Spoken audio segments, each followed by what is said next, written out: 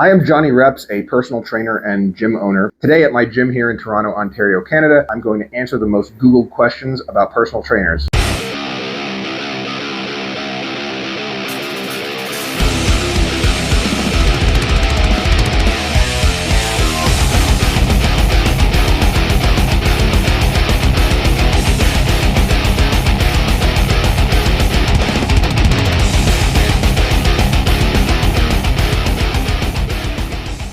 Are personal trainers worth it? I'm going to be honest with you, and keep in mind that this is just my opinion. I might piss off a lot of people by saying this, but I'm just going to tell you what I honestly think. I don't think that personal trainers are worth it. And this sounds probably kind of weird coming from me, who is a personal trainer, but I don't think you need a personal trainer or that it's tenable long-term for most people to afford one. I do think that there's resources, knowledge, and training methodologies that you can acquire from certain personal trainers, and these can be very useful for a variety of different endeavors like weight loss, athletic performance, or just general health goals. The problem is that there's tons of personal trainers out there, and many of them are okay, but in order for it to really be worth the money, I think you should do a ton of research and find someone who really truly resonates with you and who you truly think has a lot to offer you, so you definitely get your money's worth. Are personal trainers expensive? Like many other professions, what you pay for a personal trainer varies greatly based on the trainer's experience level, their notoriety, the type of gym you're training at, and the location, as well as other factors. It seems that most sources I can find pretty much agree on the fact that the low of the low end of what you're going to pay for a personal trainer is around $25 per session. From there, it just goes up and up and up and up, and it keeps going up to where some trainers literally charge thousands of dollars per session. I'm very honest, open, and transparent about every single thing I do. I charge between $70 to $100 Canadian per session, depending on the number of sessions you buy at once and the number of sessions you expect to use per week. I charge less for online training, but the structure of that is a little bit different because it is a monthly payment and you're not like paying per session. Is that expensive? Well, I'm going to leave that one up to you. Are personal trainers covered by insurance? The answer to this question is it depends on your insurance. In many instances, in order for health insurance companies to pay for personal training, the exercises that you are doing must be considered medically necessary for a condition that you have in order for them to be covered. I've worked with some clients who've had their personal training covered partially by their company's benefits package, but from what I understand, this is more common in Canada than it is in the US. What is more common, though, is that your company will give you a certain amount of money to spend on health and wellness in their benefits package, and then you can spend some of this on either a gym membership or even personal training. I look into this route as the most likely option because there might be some free dollars that you're missing out on that you could be using on health and fitness. Are personal trainers self-employed? According to statistics from the UK, about 62% of personal trainers are in fact self-employed. And honestly, the reasons for why this is the way it is are not great. Probably the main reason is that the leading gyms in the industry do not employ trainers. And they do this simply because they can pay trainers significantly less and also avoid paying them benefits by only working with them as an independent contractor. When I first became a personal trainer, I had no idea that this is how it worked, and I thought that I could get a job making a salary or at least regular pay working as a personal trainer. In reality, personal training jobs that give you any kind of stability are extremely rare. You only get paid per session, and in the vast majority of training jobs, there's also a ton of downtime where you do not get paid. During this time, you can be expected sometimes to do things such as cleaning the gym, prospecting your own clients, and attending meetings that you don't even get paid for. It's quite possible that I could do an entirely separate video on why the personal training industry kind of sucks, to be honest, but for now, we're just going to leave it at that.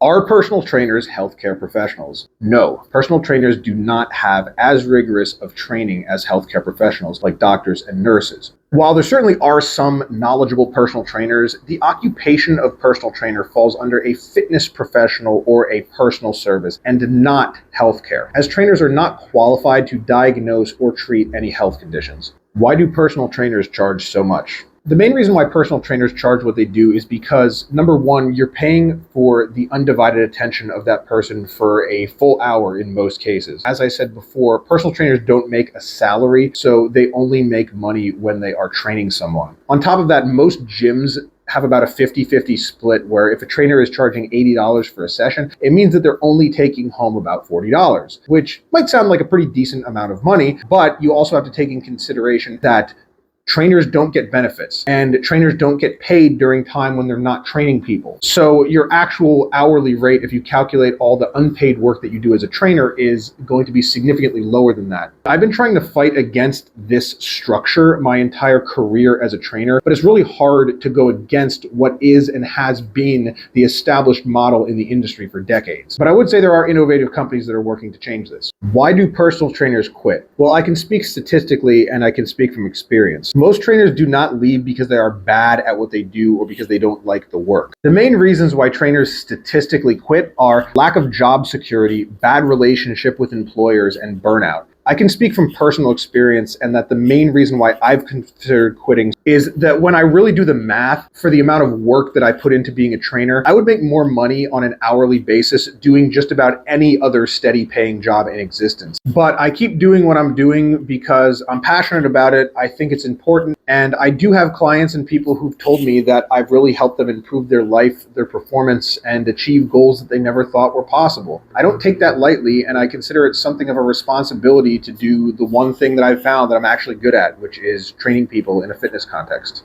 Why do personal trainers sleep with clients? I find this question hilarious because I want to know where all these personal trainers are that keep sleeping with their damn clients. I don't know any of them. Maybe I'm going in the wrong circles, or maybe I'm going in the right circles, depending on how you look at it. I don't think I actually know any trainers personally that sleep with their clients. Maybe I'm just out of the loop or unaware of these sorts of things, but that's just been my experience. What personal trainer certification is the best? The NSCA Certified Strength and Conditioning Specialist is probably the best trainer certification out there, as you need to have a bachelor's degree in order to get this. I have my certification through the National Academy of Sports Medicine, which is okay. There's certainly things contained within the certification that are just patently false, but I guess no credential is perfect. If I could go and do it all over again, though, I probably would get the NSCA certification. But at this point for me, I'm so deep in my career that it would be pretty much pointless to do that. What do personal trainers make? According to the statistics that I can find, the average personal trainer in Canada makes somewhere around $29 per hour and $55,000 per year. The $29 an hour rate sounds pretty accurate to me, but I find $55,000 a year. I think in reality it's much lower due to the fact that most trainers only get paid when they are doing sessions, and the idea that every trainer is doing 40 paid sessions a week, it's just unrealistic in my experience. So I'd kind of take the salary estimate with a grain of salt. I would expect it to be lower than that, but I do think the hourly pay rate sounds kind of accurate. What do I need to become a personal trainer? In order to call yourself a personal trainer, you actually don't need anything. Literally anyone can call themselves a personal trainer. In fact, you're a personal trainer right now. You don't even need a certification to get personal training insurance. Yes, you can buy insurance from an insurance company and they don't care if you're certified. However, most personal trainers do get at least one certification from private companies that offer personal training certificates. There's no standard across the industry for what exactly this actually means though, and these certifications can vary in quality and coursework intensity quite a bit. In my opinion though, the main things you really need to become a good personal trainer are critical thinking skills and the ability to build relationships with people. You can get started working on both of those things right away and they don't cost any money. When do personal trainers work? The bulk of personal training sessions are generally done early in the morning before people go to work and late in the evening after people get off work. Just think about the times when a gym is most busy. Generally speaking, a new trainer who wants to hit 30 plus training sessions per week is going to need to do split shifts like this multiple times every week. Speaking from experience, this is very draining. I don't train people after 5 p.m. anymore because my first training session starts at 5:30 in the morning. As you get more established, you can be more selective and flexible when it comes to your work hours, but I always have that nagging feeling in the back of my mind that working more and getting more clients would be possible if I would do these crazy 18-hour days like I used to. That's probably not sustainable long-term for most people. How do personal trainers Get clients. Many personal trainers work with a gym and get members from that gym as their clients. But if you're a freelance personal trainer, you pretty much need to figure out on your own how to use social media, networking, and other means to find your own clients. There's also some agencies that you can pay to use their systems to get clients/referrals, but these are, in my opinion, very hit or miss. At least that's been my experience. Honestly, the best success that I've had when it comes to getting clients, though I'm far from an expert at this, is just to put out and provide good information to people and to be as visible and giving as possible in your community. Who needs a personal trainer? This is going to be mostly my opinion. I think that those who can most effectively utilize a personal trainer are people who have specific fitness goals that they are struggling to achieve. In this case, you want to select a trainer who specializes in helping people achieve these goals. So while the nuts and bolts of things like weight loss and muscle gain are not that complicated, sometimes putting it all together in a way that works for your lifestyle can be really tough. And that's why finding an experienced professional can be helpful. Also, there's some people who just really like optimizing things and pushing themselves to the next level. Sometimes a personal trainer can help you do just that. I have some longtime clients who really value my insight and opinions on things and love tackling new and innovative training programs that are personalized specifically for them, and they wouldn't be able to have access to this without a trainer. Would those clients be just fine without me? Probably, but they tell me that they get value out of working with me, which makes me very happy.